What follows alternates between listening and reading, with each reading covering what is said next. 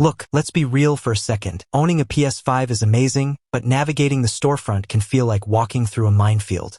The console has been out for a while now, and the library is massive, and games have hit that $70 price point, which means picking a dud actually hurts.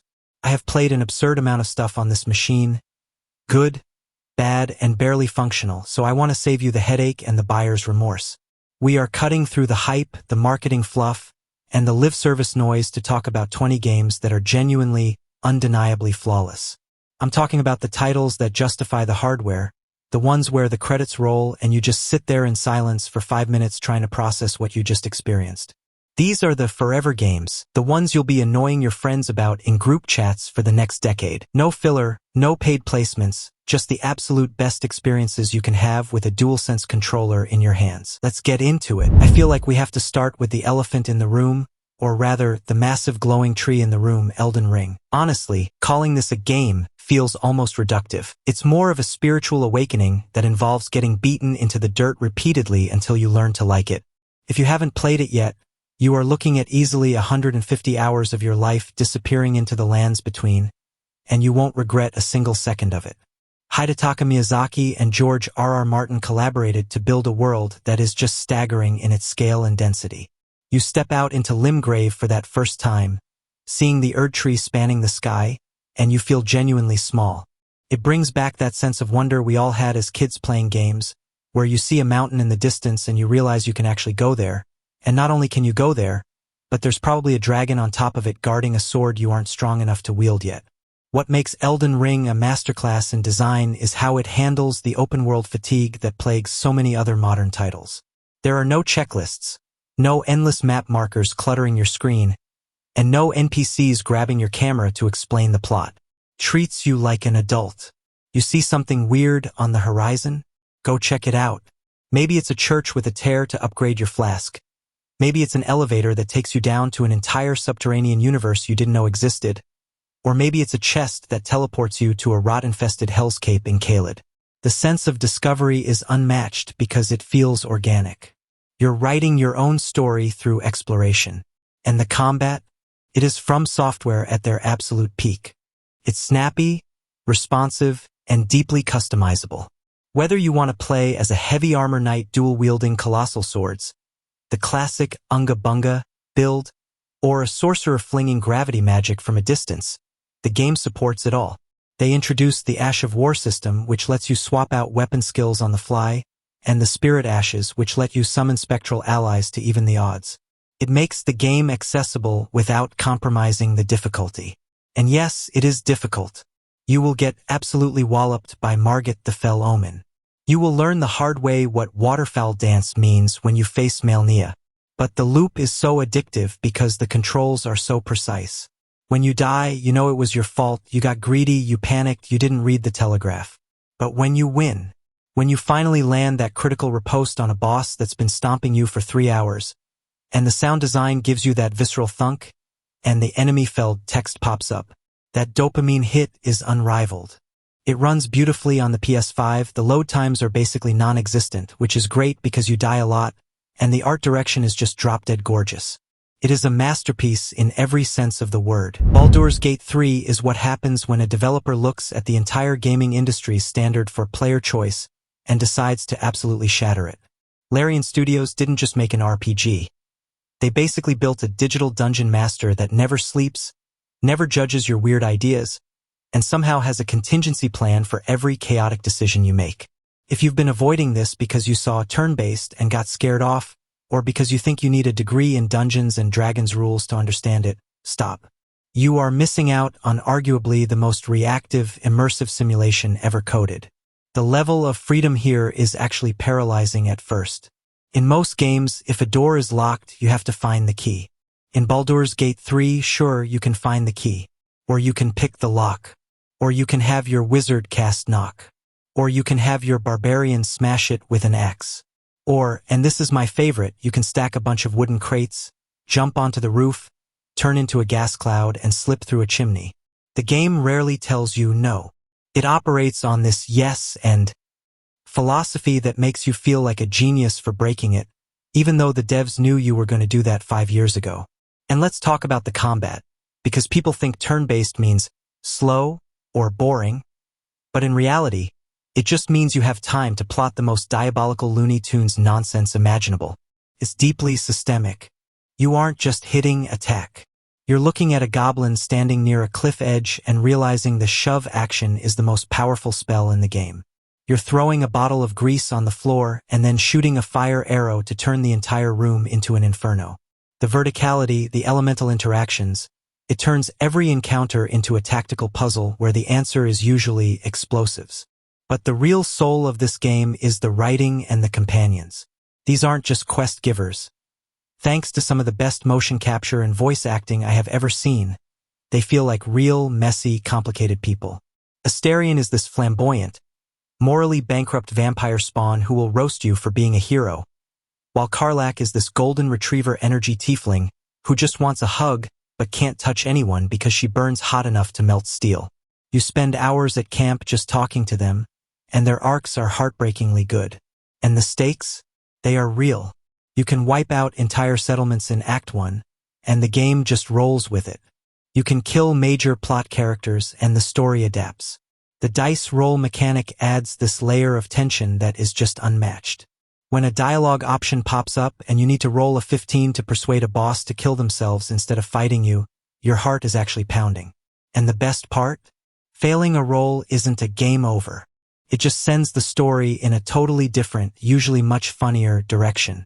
It's chaotic, it's horny, it's smart, and it respects your time and intelligence in a way few modern games do.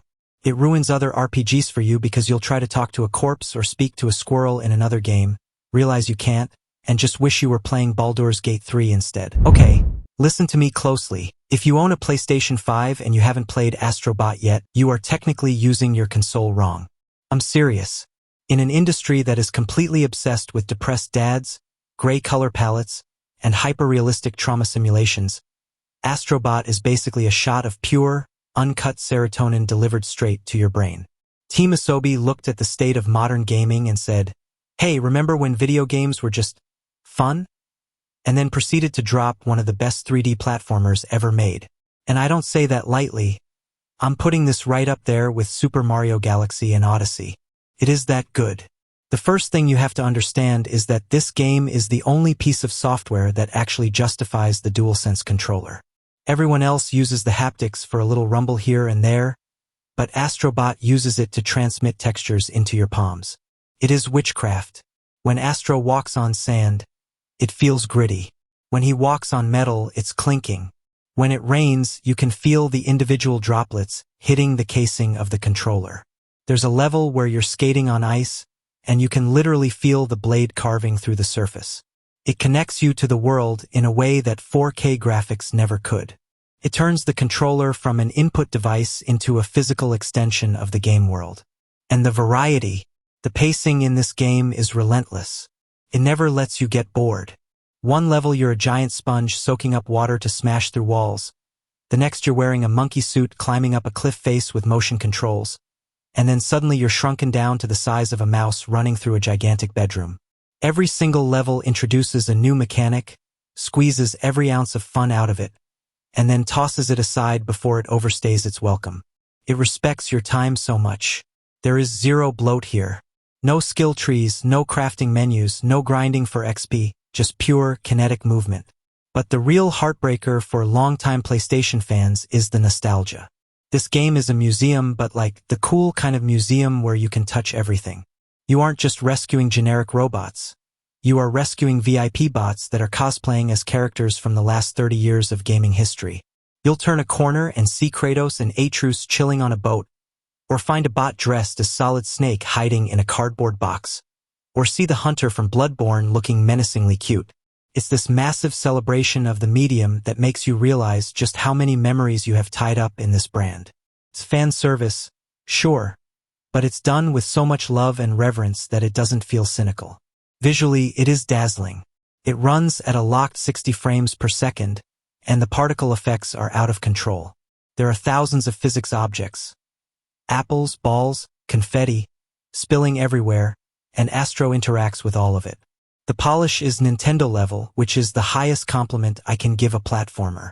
You will play this game with a permanent, goofy grin on your face for the entire 15-hour runtime. It's not trying to change the world with a deep philosophical message. It's just trying to remind you that video games are supposed to be magical. And honestly, we needed that. If you are even remotely a fan of Japanese RPGs, you need to sit down, take a deep breath, and listen to me because Metaphor ReFantazio is quite possibly the most stylish, ambitious, and unhinged thing Atlus has ever put on a disc. For years, we've been waiting to see what the dream team behind Persona 3, 4, and 5 Katsura Hoshino, Shigenori Soejima, and Shoji Meguro would do when they finally stepped away from the high school setting. And the answer turns out to be everything. We are going to do absolutely everything. They created a new studio, Studio Zero, just to make this game, and it feels like a flex. It feels like they looked at the fantasy genre, which has been pretty stagnant and full of generic elves and goblins for decades, and decided to shatter it with a hammer. The premise alone is wild. The king is dead, assassinated, and instead of a normal succession, the royal magic triggers a magically binding popularity contest. You aren't just trying to save the world. You are literally running a political campaign to become the next king. You're traveling the country in this massive, steampunk walker tank called a gauntlet runner, giving speeches, solving local problems, and trying to win the hearts of the people.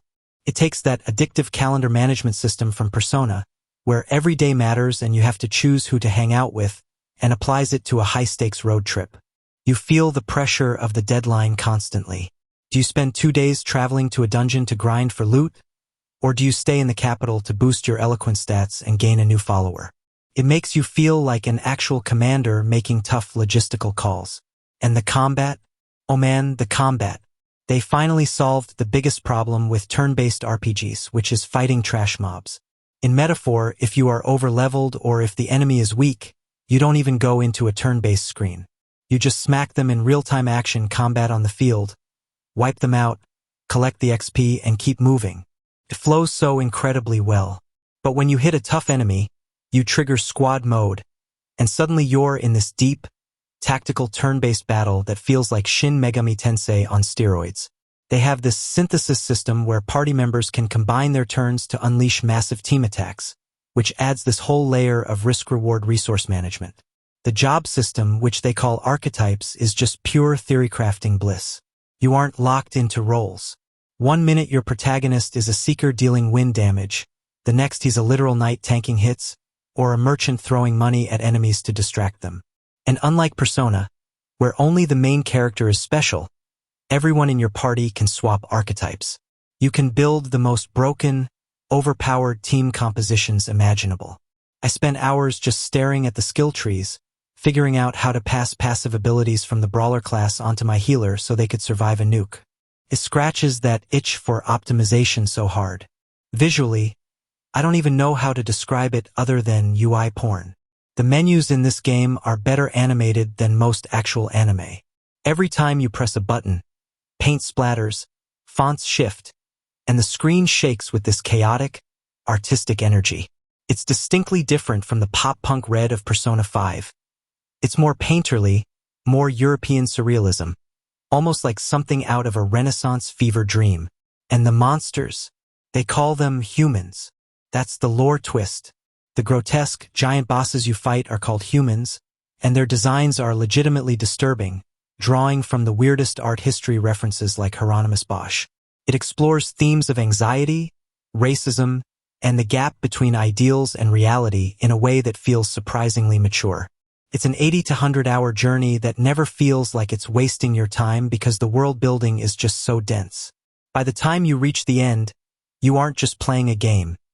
You feel like you've lived through a historical event in another universe.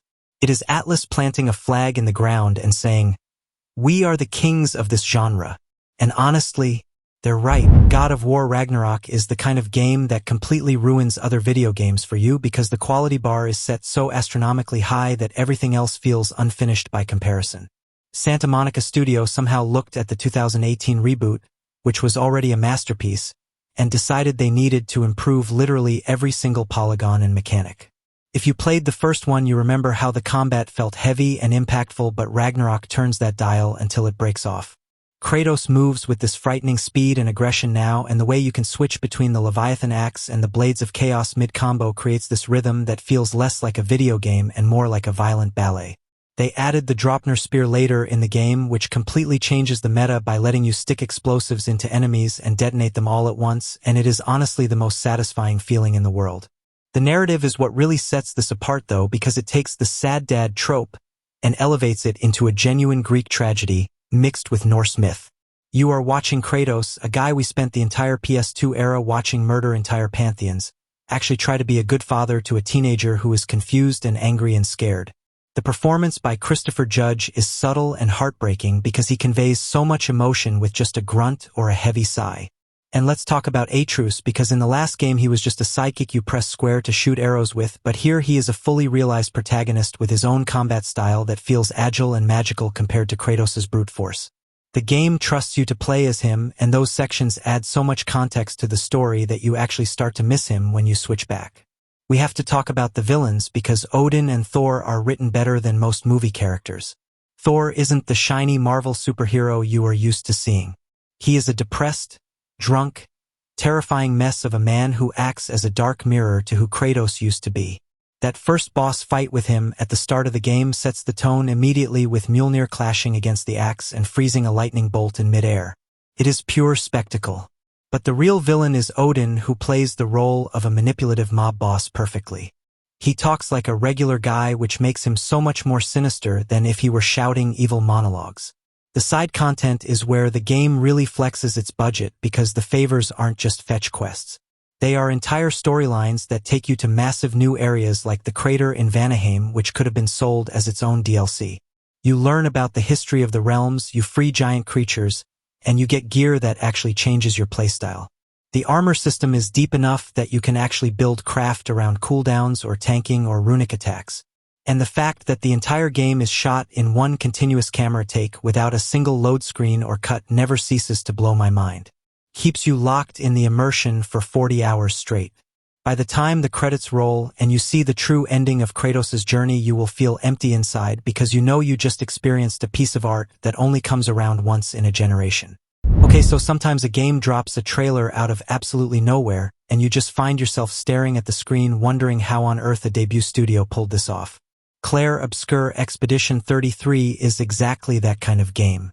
It is coming from a French team called Sandfall Interactive, and they are clearly showing off with Unreal Engine 5 because the visual fidelity here is startling. The premise is hauntingly beautiful and incredibly dark. There is this entity called the Paintress who wakes up once a year and paints a specific number on her monolith. Everyone who is that age just drops dead, instantly turning into smoke. It is called the Gomage. The upcoming number is 33, so you and your crew are embarking on this desperate suicide mission to destroy her before she wakes up again and paints 33.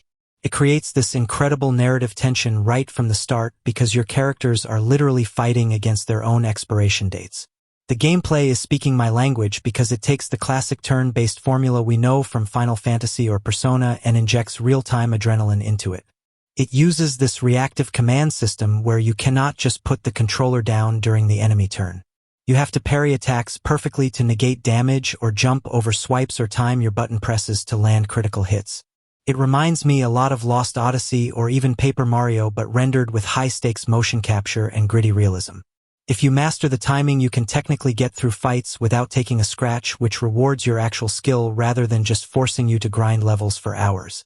It makes every single encounter feel dangerous and engaging. The setting is what really sells it though, because it is totally unique. It is inspired by Belle Époque France, so you have this stunning architecture and fashion mixed with surreal fantasy elements.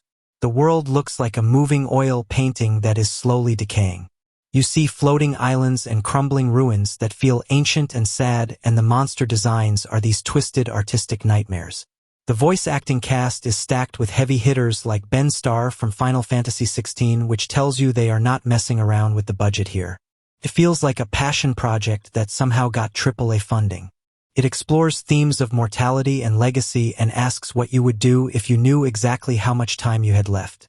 It is shaping up to be one of those cult classics that people write video essays about for the next 10 years because it is so distinct and confident in its own identity. Let's be honest for a second here. Remaking Resident Evil 4 sounded like a terrible idea on paper.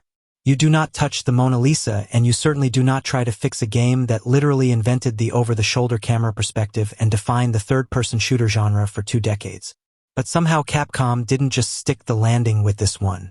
They did a backflip, snapped the bad guy's neck, and saved the president's daughter all in one motion. This is the gold standard for how you modernize a classic without losing its soul. The first thing you notice is the tone shift.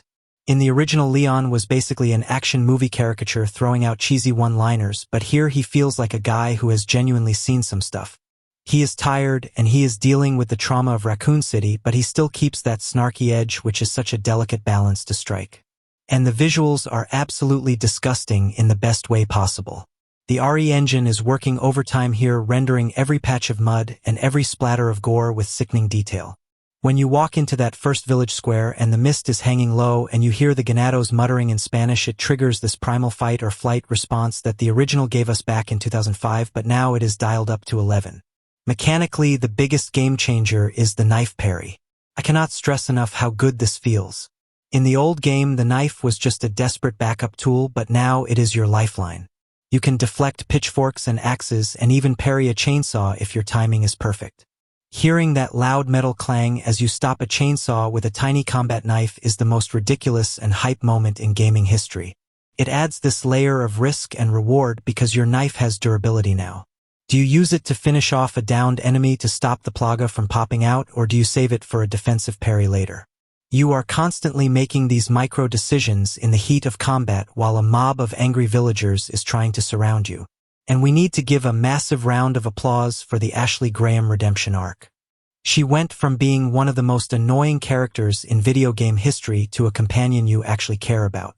No more health bar management for her, and she actually listens when you tell her to give you space. She reacts to the horror around her in a way that feels human, which grounds the story. Plus, the new formation system lets you tell her to stick close or spread out, which makes the escort sections feel like actual teamwork rather than babysitting. The pacing is just relentless. 1 minute you are fighting a giant lake monster on a rickety boat, and the next you are in a castle suplexing zealots and solving puzzles. The regenerators section in the late game is pure nightmare fuel. The sound design when you hear their breathing echoing in the cold lab corridors will make your skin crawl, and having to use the thermal scope to snipe out their parasites while they wobble towards you is stressful in a way that modern horror games rarely achieve. Even the inventory management is fun. Organizing your attaché case is practically a puzzle game in itself, and fitting all your guns and herbs into that grid is weirdly satisfying. This is Capcom flexing their muscles and showing the world that the king of survival horror has not lost a step. It is a 10 out of 10 experience that respects your nostalgia while completely blowing your expectations out of the water. Hades is a miracle of game design because it took the roguelike genre, which is usually punishing and alienating for casual players, and somehow turned it into the most addictive narrative experience of the last decade. Supergiant Games basically looked at the concept of permadeath and asked how they could make dying the most rewarding part of the loop. Usually when you die in a game you feel frustration or you feel like you wasted your time, but in Hades, death is actually just a ticket back to the House of Hades where the story advances. You actually look forward to washing up in that pool of blood because you want to see what new snarky comment Hypnos is going to make about the way you died, or you want to eavesdrop on Achilles and Patroclus having a heart-to-heart. It turns the game from a repetitive grind into an episodic TV show where the dungeon crawling is just the gameplay between plot points. The combat is absolutely electric. It runs at a buttery smooth frame rate, and the responsiveness of the controls is unmatched. You play as Zagreus, the son of Hades, and you are trying to escape the underworld to find your mother. You have access to these legendary weapons like the Stygian Blade or the Shield of Chaos or the Adamant Rail, which is literally just a gun in a fantasy game. The dash mechanic is the core of everything. You are zipping around arenas filled with traps and lava and enemies canceling animations and chaining attacks together in a way that makes you feel like a speedrunner even if you are just button mashing. And then you have the boon system, which is where the gameplay depth really explodes. The Olympian gods are trying to help you escape, so Zeus might give you lightning strikes on your attacks, while Athena lets you deflect projectiles and Dionysus gets your enemies drunk with hangover damage. The sheer amount of combinations is staggering. You can have a run where you are a long-range sniper dealing critical damage, or a run where you are basically a Beyblade of Doom deflecting everything that comes near you. Every single run feels fresh because the RNG forces you to adapt your playstyle on the fly. And when you get a duo boon where two gods combine their powers to give you something game-breaking, it feels like you cheated the system in the best way possible. The writing and voice acting are what elevate this from a great game to an all-timer.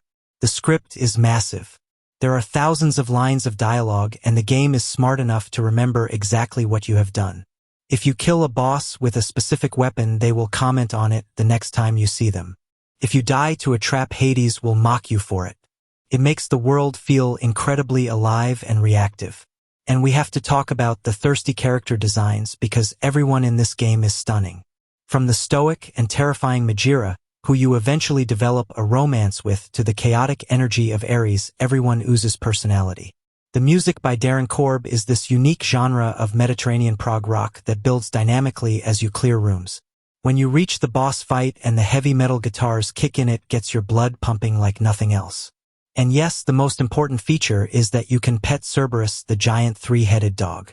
The fact that they made a repeating hell loop feel cozy and welcoming is an achievement that I still do not fully understand. You will beat the final boss and roll the credits and then realize the game has barely even started, because the true ending requires you to keep playing and deepening those relationships. It is a masterpiece that respects your time and rewards your curiosity at every single turn. How do you take the most perfect video game ever made, which has existed on everything from graphing calculators to oscilloscopes since the Soviet Union days, and justify selling it for $40 in the modern era? The answer is you give it to Tetsuya Mizuguchi, the genius behind Res and Lumens, and you tell him to turn Tetris into a spiritual experience. Tetris Effect is not a puzzle game.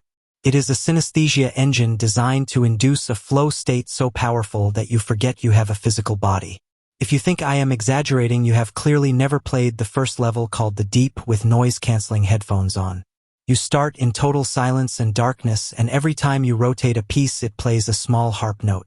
Every time you hard drop a tetramino, it acts as a percussion beat. You are not just reacting to the music, you are literally composing it in real time with your gameplay.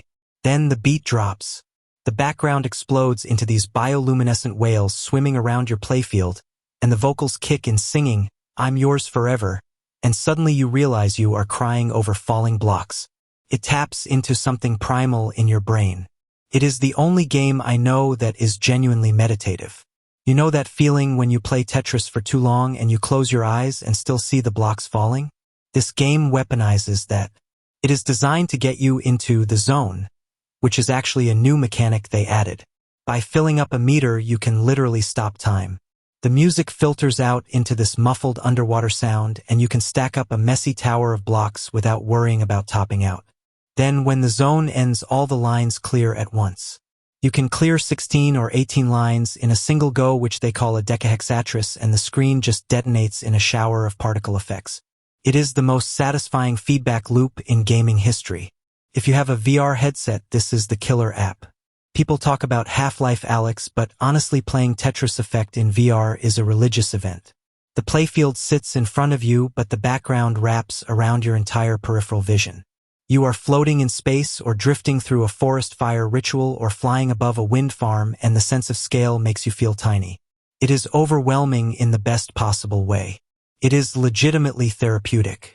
I have booted this up after a stressful day at work, and 30 minutes later my brain feels completely scrubbed clean. And then they added the connected update, which introduces multiplayer, but not in the way you think. Sure, you can battle people, but the real magic is the connected mode, where 3 players team up to fight an AI boss. You all play on your own separate boards, but then the music swells and the boards merge together into one giant super wide playfield. You all have to take turns dropping blocks into the same space to clear lines together. It feels like you are part of a hive mind. It is cooperative Tetris, which sounds impossible, but it works so beautifully. This is not just a game, it is a celebration of human creativity, and it is worth every single penny. Demon's Souls is the game that launched the PlayStation 5 generation, and honestly, it is still the best-looking game on the console years later. Bluepoint Games are actually technical warlocks, because they took a cult classic from the PS3 era, which was famously janky and brown, and turned it into a visual spectacle that makes your jaw hit the floor. This is the grandfather of the entire Souls-like genre. Before Dark Souls and before Elden Ring, there was this weird, unforgiving experiment called Demon's Souls, and this remake preserves every single weird quirk of that original code while wrapping it in a graphical engine that looks better than real life. If you have never played a Souls game, this is actually the best place to start because mechanically it is much simpler than what came later. The bosses are more like puzzle encounters than the Twitch reaction tests of Malenia or Orphan of Kos. You have the Tower Knight, who is this skyscraper-sized, heavily armored golem, and the sense of scale when you look up at him in 4K resolution is terrifying. The magic effects are blindingly bright and beautiful. Starting as the royalty class and spamming Soul Ray has never looked this good. The particle effects when you cast a spell or when a dragon breathes fire are so dense that you can practically feel the heat coming off the screen. And speaking of feeling the game, let us talk about the DualSense implementation because this was the first game to really sell me on the controller. When you enchant your weapon with fire, you feel the crackle in your palms. When you block a heavy swing from a skeleton with your shield, the trigger resists your finger. When you pull back on a bowstring, you feel the tension tighten. It adds a tactile layer to the combat that makes every hit feel impactful. You are not just pressing buttons, you are physically connecting with the world of Boletaria. The atmosphere in the Tower of Latria level is hands down one of the best horror experiences in gaming. The sound design of the mind flayers ringing their little bells while you navigate these claustrophobic dark corridors is pure nightmare fuel. The 3D audio engine allows you to hear exactly where enemies are shuffling behind walls, which actually helps you survive. And the load times are non-existent. In the original game, dying meant a long load screen that gave you time to contemplate your failure. Here you die and you are back at the Archstone in 2 seconds, ready to run it back. Keeps the adrenaline high and the frustration low. Bluepoint also added their own little secrets like the ceramic coins which unlock the Penetrator armor set, which is something the community went absolutely wild for. It showed that they understood the lore and the desires of the hardcore fanbase. And yes, they kept the world tendency system, which is still one of the most obscure and confusing mechanics ever designed, where the world gets harder the more you die in human form, but understanding it is part of the charm.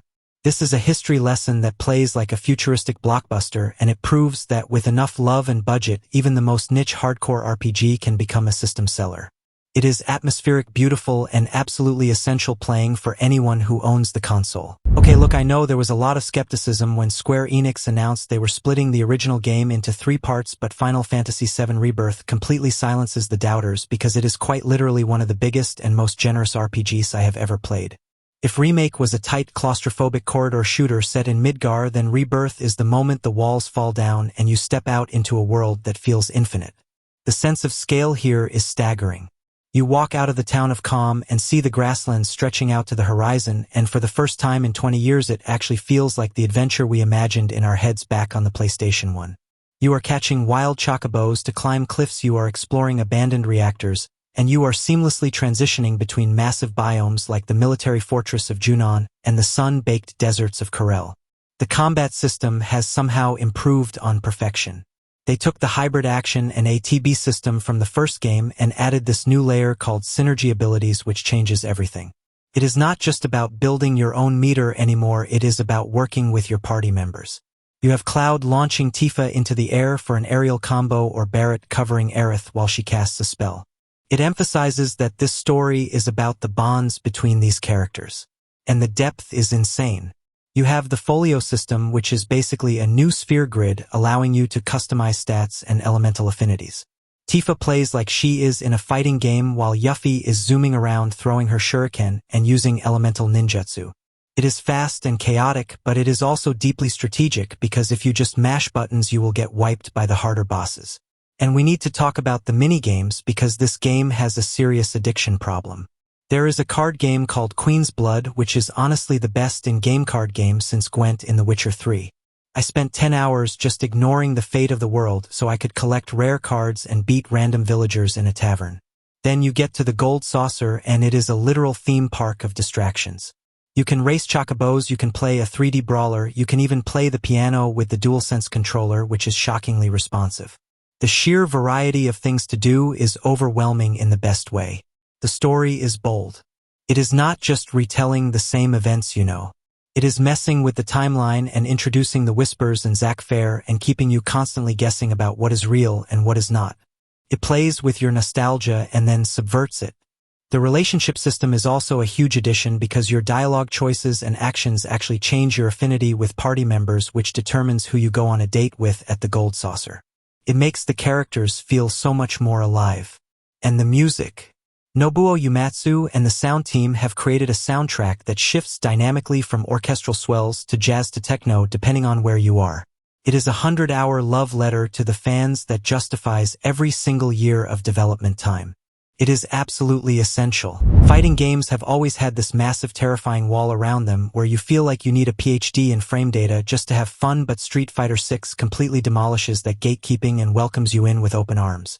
Capcom looked at the disaster that was the launch of Street Fighter V and decided to overcorrect in the best possible way by releasing a game that is overflowing with content and style. The biggest game changer here is the modern control scheme. I know some purists hate it, but honestly it is brilliant because it maps complex special moves to a single button press. This means your friend who has never played a fighting game before can pick up a controller and actually throw a Hadouken or a spinning bird kick without twisting their thumbs into a pretzel. It shifts the focus from execution to actual strategy and mind games, which is what fighting games are really about anyway. But do not think for a second that this game has been dumbed down, because the drive system is one of the deepest mechanics I have ever seen. You start every round with a full meter that lets you do everything from parrying attacks to rushing down your opponent or using the drive impact, which is this armored move that absorbs hits and crumples your enemy. The mental stack in this game is so high because you are constantly watching that gauge and trying to bait your opponent into burning themselves out. When you corner someone and land a drive impact that splats them against the wall, followed by a level 3 super art that is accompanied by this explosion of graffiti and hip-hop beats, it feels better than winning the lottery. The single-player content is actually insane, which is rare for this genre. World Tour Mode is not just a tutorial, it is a full-blown open-world RPG, where you create your own monstrosity of an avatar and run around Metro City fighting literally everyone. You can fight the pizza guy. You can fight a grandmother. You can fight a refrigerator. You level up and learn moves from legendary masters like Chun-Li and Ryu, and you can mix and match their styles. You can have a character who teleports like Dalsim but grapples like Zangief. It is goofy and weird, and it has that Sega Yakuza energy that just keeps you smiling. And the online experience is finally fixed. The rollback netcode is absolute magic. I have played matches against people on different continents, and it felt like they were sitting on the couch next to me. The Battle Hub adds this social layer where you run around a virtual arcade with your avatar and sit down at cabinets to challenge people. It recreates that feeling of the 90s arcade scene where you put your quarter up on the machine to call next. The roster is perfect, with new characters like Marissa and Manon instantly becoming icons, and the redesigns for the classic cast looking incredible in the RE engine. Luke is finally cool. Ken is going through a midlife crisis. It is just oozing with personality and swagger. Whether you want to grind ranked matches until 4 a.m. or just mash buttons with your buddies on a Friday night, this is the undisputed king of the hill. Joseph Fares and the maniacs over at Hazelight Studios have officially done it again, and I honestly did not think they could top It Takes Two, but here we are. Split Fiction is not just a video game, it is a masterclass in asymmetrical design that makes every other co-op game feel lazy by comparison. The premise alone is brilliant because you are playing as two writers who are suffering from creative differences, and their fictional worlds are literally crashing into each other. This means the gameplay variety is completely unhinged because the game refuses to stick to one genre. One player might be stuck in a gritty hard sci-fi setting dealing with zero-gravity puzzles and laser grids, while the other player is running through a high fantasy kingdom fighting orcs with a broadsword. The screen is split, but the art styles are totally different on each side, which creates this visual chaos that somehow works perfectly. You have moments where the sci-fi player has to hack a terminal to lower a drawbridge in the fantasy world, or the fantasy player has to summon a dragon to melt an ice barrier in the sci-fi world. It forces you to communicate constantly. You cannot just play on autopilot and ignore your partner. If you stop talking, you stop progressing. There were moments where my buddy and I were screaming at the TV at 2 a.m., just totally locked in trying to synchronize a platforming section where I had to manipulate time while he manipulated space.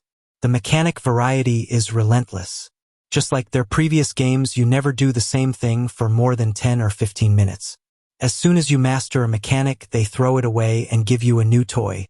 You keeps the pacing feeling electric because you never have time to get bored or feel repetitive fatigue. And surprisingly, the story actually lands. It is not just a backdrop for the puzzles. It explores the reality of creative burnout and how friendships change as you get older and deal with the pressures of life. It is genuinely touching, and the writing feels grounded despite the absurd things happening on screen. It is rare to find a game that is this fun to play but also has something meaningful to say about the creative process. If you have a best friend or a partner or a sibling, you need to clear your schedule, grab some snacks, and play this immediately because it is the definitive co-op experience of the year. If you are planning to play Persona 5 Royal, you need to go ahead and clear your calendar for the next 2 months, because I am not exaggerating when I say this game will absolutely devour your life. We are talking about a 120-hour commitment minimum, and that is if you rush, which you absolutely should not do.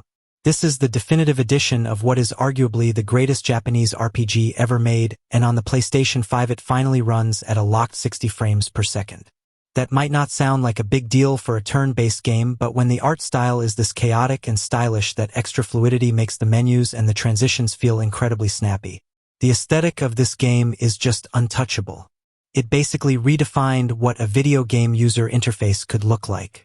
You have never seen a game where just pressing the pause button is an artistic statement.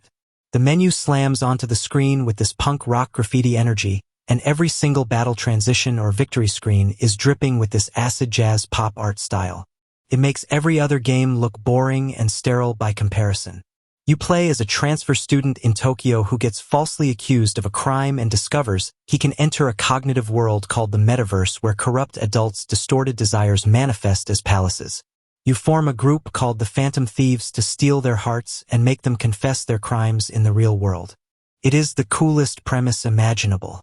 The gameplay loop is this perfect split between being a normal high school student and a supernatural vigilante. During the day, you are navigating the subway system in Shibuya, going to class, taking exams, and hanging out with your friends. This is the social simulation part, and it is addictive because you are on a strict calendar system. You have limited time every day.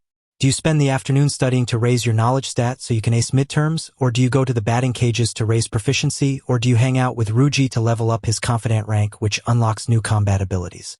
Every choice feels like it matters because the clock is always ticking. The writing for these characters is phenomenal, and you genuinely start to feel like these are your real friends, which makes the ending hit so much harder.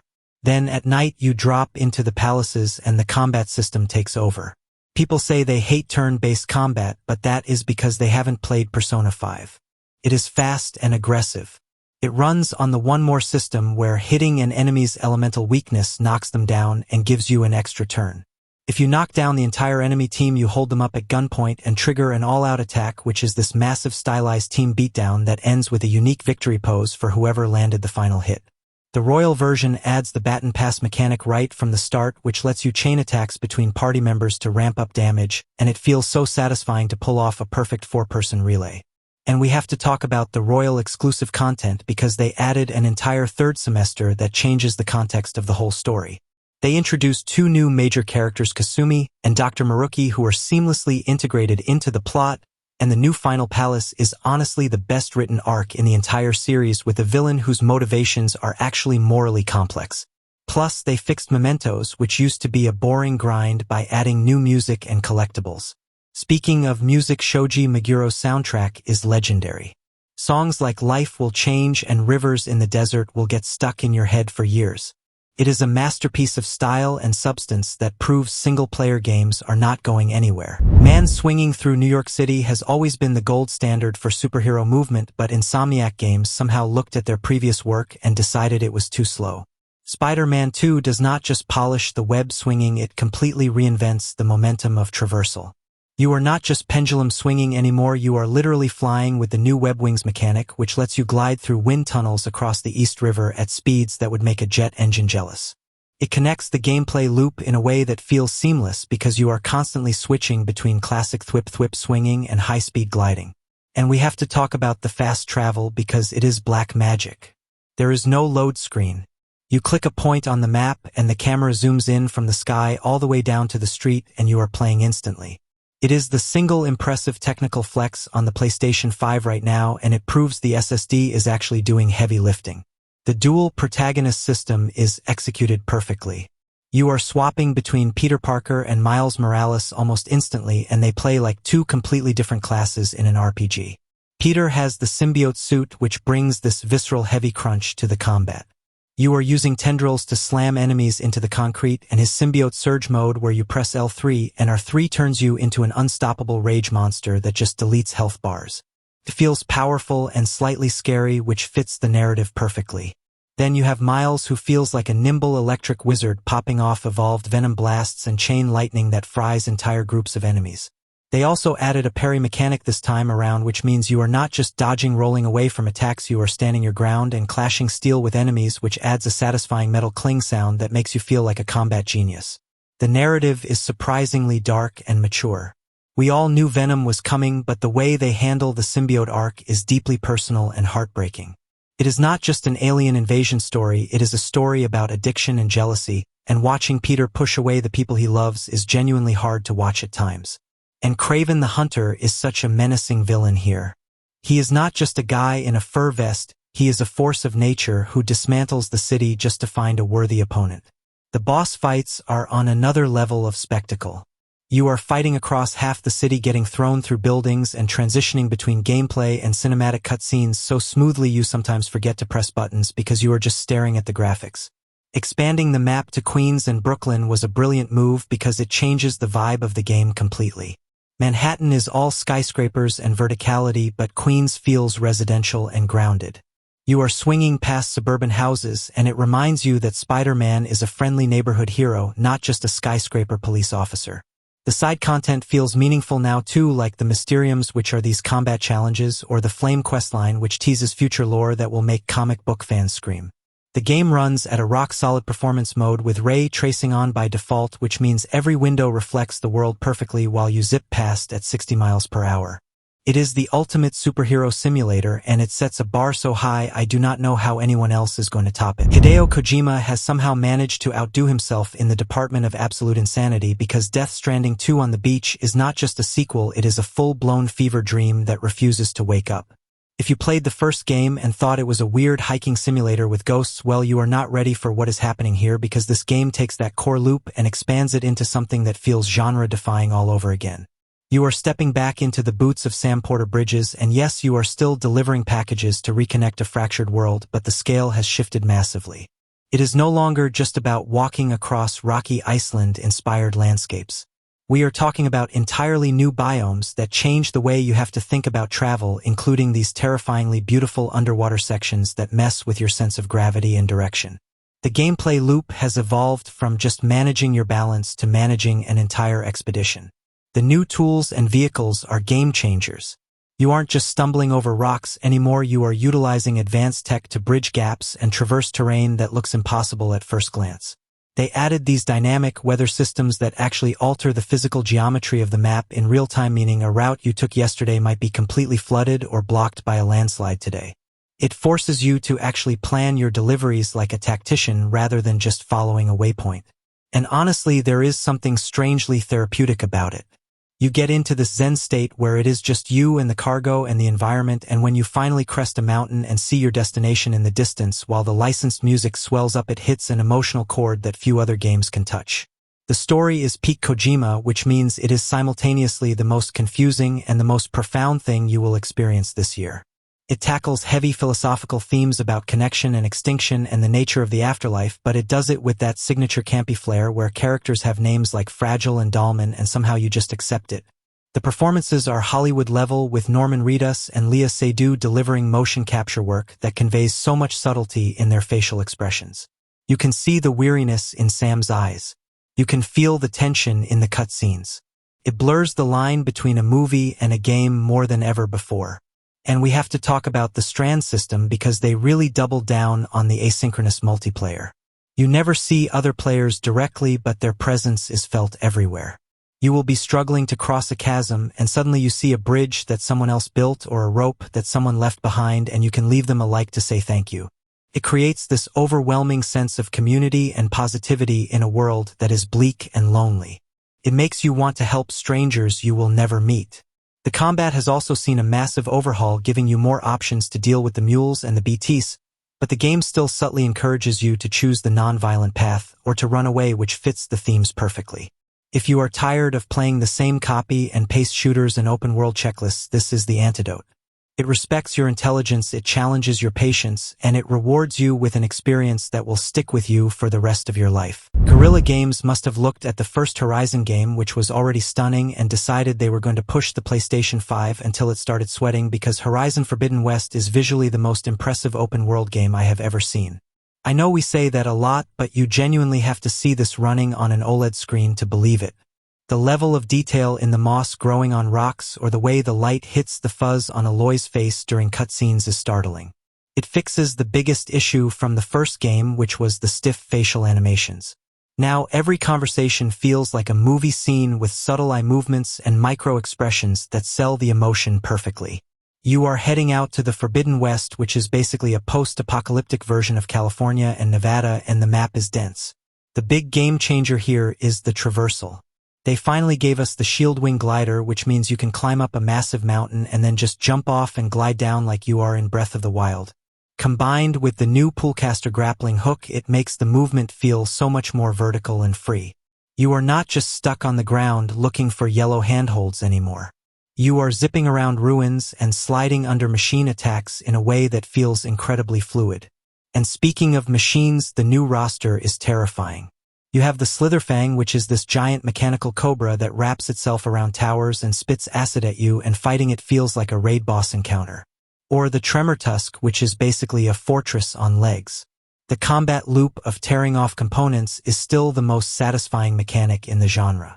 You are using your focus to highlight a specific weapon on a mammoth's back, and then using a tier arrow to rip it off, and then picking up that heavy weapon and using it against them.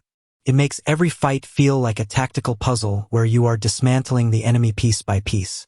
They also added these Valor Surges, which are basically ultimate abilities that give you temporary buffs like massive damage or health regeneration, which lets you really lean into a specific build, whether you want to be a stealth sniper or a melee bruiser. The underwater exploration is something I usually hate in games, but here it is magical. Once you get the diving mask and you do not have to worry about oxygen anymore, you can explore these sunken cities like Las Vegas, which is just hauntingly beautiful. Seeing the neon lights of the old world glowing under the water while a giant tidedripper swims over your head is a core memory for me. It adds this vertical depth to the world that makes it feel three-dimensional and ancient. The side content has seen a massive upgrade too.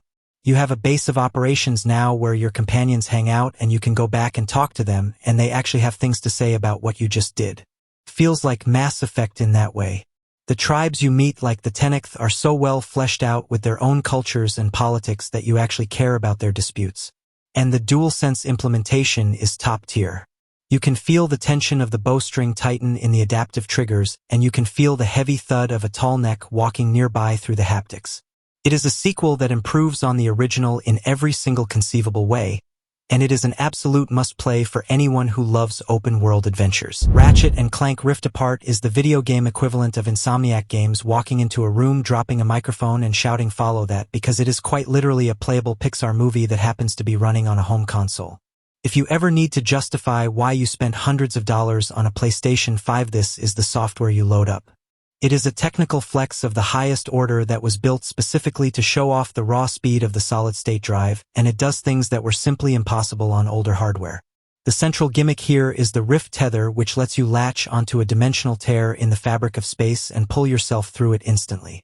You are not just walking through a door, you are teleporting across entire maps or swapping between completely different planets mid-sentence without a single loading screen. It feels like black magic every single time you do it. There is this one planet called Blizer Prime, which is easily one of the coolest levels in platforming history. You hit these purple crystals and the entire world shifts instantly between a pristine sci-fi utopia and a destroyed post-apocalyptic wasteland. The geometry changes, the lighting changes, the music changes, and it happens faster than you can blink. It fundamentally changes how you navigate the space and solve puzzles, and it flows so smoothly that you forget how much heavy lifting the engine is doing in the background. But beyond the tech, it is just pure, unadulterated fun because Insomniac are the kings of creative weaponry. The arsenal here is absolutely ridiculous in the best way. You have the topiary sprinkler, which turns enemies into literal garden hedges that you can then shear with your wrench. You have the Negatron Collider, which fires a massive beam of energy that melts health bars. And the DualSense implementation is actually meaningful here. The adaptive triggers have distinct resistance points. For many guns, you pull the trigger halfway to aim or charge up a shot and then pull it fully to fire. You can feel the distinct click and the kickback of every single weapon, which gives the combat this tactile crunchy satisfaction. The introduction of Rivet is a masterstroke. Introducing a new protagonist in a legacy franchise is usually a recipe for disaster, but she is fantastic. She has her own distinct personality, which is a bit more hardened and cynical than Ratchet due to her backstory, but she is still incredibly lovable. Her chemistry with Clank and the new robot kit carries the emotional weight of the story, which is surprisingly touching. It deals with themes of belonging and forgiveness without ever getting too heavy or bogged down. Visually, I cannot stress this enough, it is flawless. The ray tracing on Clank is so good you can see the reflection of the world in his metallic head.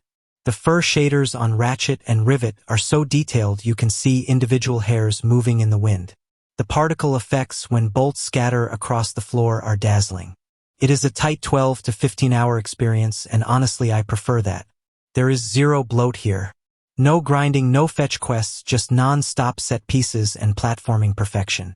It is a warm hug of a game that reminds you why you love this medium in the first place. If you are tired of every single RPG needing to have dragons and magic spells and chosen ones destined to save the universe, then Kingdom Come Deliverance 2 is going to be your new obsession. Warhorse Studios looked at the fantasy genre and said absolutely not. We are going to give you the most grounded, realistic, and gritty simulation of the 15th century ever made, and it is glorious.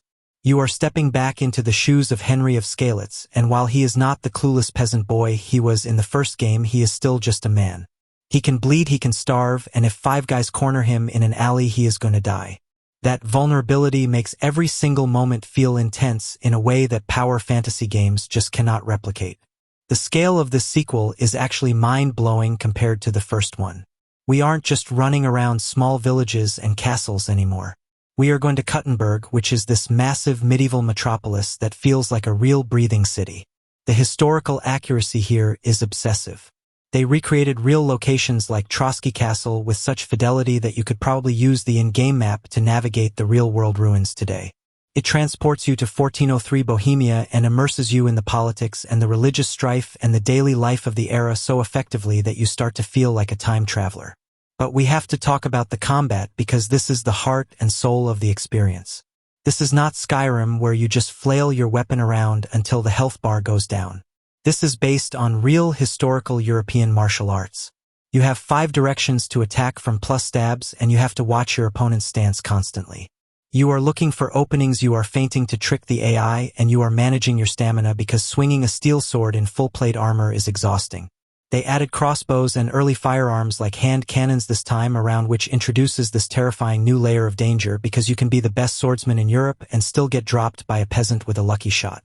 When you land a master strike and hear that visceral metal crunch, it is arguably the most satisfying feeling in first-person gaming. The RPG elements are incredibly deep and reactive. The game does not treat you like a video game character, it treats you like a person in this world. If you walk into a town covered in blood and mud, people are going to be afraid of you or refuse to talk to you. You have to actually wash your clothes and take baths if you want to be a charming diplomat. If you get caught stealing, the reputation system remembers and the guards will harass you. It forces you to roleplay. And the quests are designed with this immersive sim philosophy where there are multiple ways to solve everything. You can talk your way out, you can sneak in, or you can just brawl. There are very few magical floating markers telling you exactly where to go. You have to listen to directions and look at landmarks and use your brain. Visually, it is a masterpiece. The forests in this game look so real that you can practically smell the pine needles, and the mud looks so sticky you feel like you need to wipe your boots. It is a slow burn experience that asks for your patience and your attention, but if you give it that time, it rewards you with one of the most unique and memorable journeys you will ever take. It is the ultimate medieval simulator. Returnal is the game that asks you exactly how much punishment you can take, and you will surprisingly find yourself answering more please. This is Housemarque taking their decades of arcade experience and deciding to make a AAA blockbuster that hates you. It is a roguelike psychological horror third-person bullet hell shooter which sounds like a random collection of buzzwords but somehow results in the most tightly designed gameplay loop on the PlayStation 5. You play as Celine Vassos, a scout who crash lands on the alien planet Atropos and discovers that every time she dies she wakes up back at the crash site with her memories intact but the world rearranged. It is Groundhog Day but with tentacled horrors and neon lasers everywhere. The first thing you have to understand is the flow state. This game moves fast. I mean really fast. You are not taking cover behind waist-high walls. You are sprinting, constantly dashing through walls of enemy fire because your dash gives you invincibility frames and grappling across gaps while firing from the hip. When you get to adrenaline level 5 and you have enhanced vision and you are dealing bonus damage and your movement speed is maxed out, you feel like an untouchable god. But then you get hit once, just once, and you lose all that adrenaline. It creates this tension where you are terrified of getting scratched, but you have to play aggressively to survive. The DualSense implementation here is arguably the best on the console. You can feel the individual raindrops falling on Celine's suit through the haptic feedback. It is subtle and immersive, and the adaptive triggers are actually a gameplay mechanic. You pull the left trigger halfway to aim down sights, but if you pull it all the way past the resistance point, you activate your weapon's alt-fire. It sounds weird on paper, but in practice it clicks instantly and becomes second nature. It lets you switch between precise shooting and firing a massive tracker swarm or a lightning bolt without ever moving your finger. The weapons are where the game really opens up because at first the pistol feels weak, but as you unlock weapon traits the power creep gets insane.